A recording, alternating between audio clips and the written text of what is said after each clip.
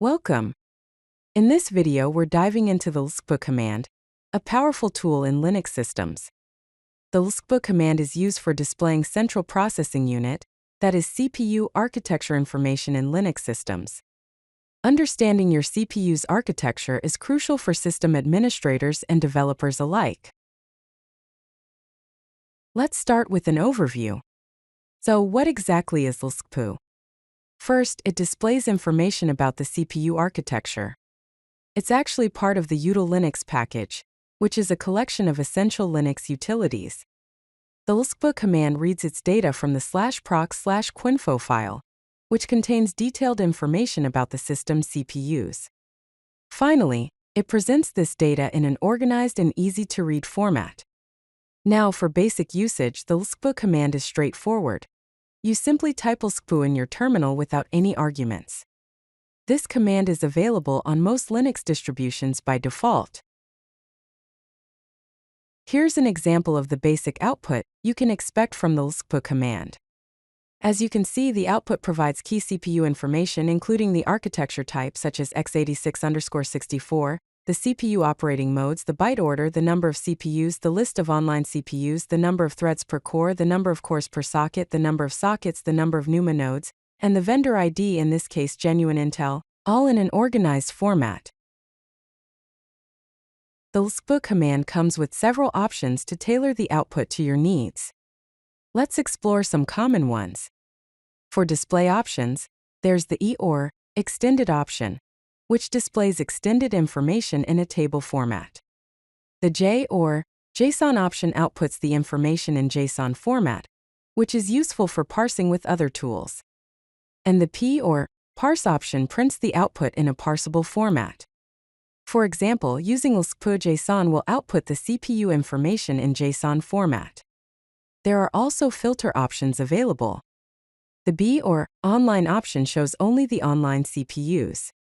The C or offline option shows only the offline CPUs. And the S or sysroot equals dir option allows you to use a specified directory as the system root. For example, using lscpu, online will display information only about the online CPUs. Let's take a closer look at the extended output format. To use this, you can run lscpu. The extended output provides a tabular view, showing the relationship between CPUs, cores, sockets, and the cache hierarchy. As you can see in the example, the columns include CPU, node, socket, core, and the cache levels L1D, L1I, L2, and L3. This format makes it easier to understand the CPU topology. The lscpu command also provides detailed cache information. The basic output includes the size of the L1D cache, which is the level 1 data cache, the L1I cache, level 1 instruction cache, the L2 cache, and the L3 cache, as well as the NUMA node CPU assignments. You can also use the lscpu command to get a more detailed breakdown of the cache hierarchy. The output includes the name, one size, all size, ways, type, and level of each cache. This helps you understand the cache architecture of your CPU. The cache hierarchy consists of the L1 cache, which is the smallest and fastest cache, typically split into instruction, that is L1I, and data, that is L1D. Then there is the L2 cache, which is larger and slightly slower, and is a unified cache for both instructions and data. Finally, there is the L3 cache, which is the largest and shared among all cores, also a unified cache shared across the CPU. The lscpu command provides non-uniform memory access, or NUMA information. NUMA is a memory design where memory access time depends on the memory location relative to a processor. Accessing local memory is faster than accessing memory local to another processor. The lscpu output shows the number of NUMA nodes and the CPU assignments for each node. For more detailed information, you can use the command lscpu grep CPU node to view the CPU and node assignments in a tabular format. Now let's explore some practical use cases for the lscpu command. In system administration, it's useful for hardware inventory, documenting CPU specifications for system inventory and asset management. It's also valuable for virtualization planning, helping determine CPU capabilities for virtualization deployment.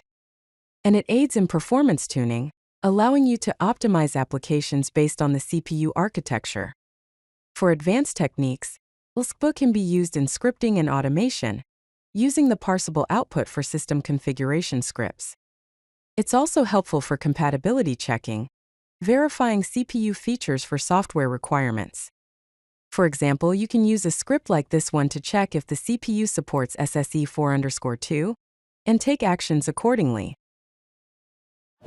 If you like this video, hit that like button and don't forget to subscribe. Visit codelucky.com for more such useful content.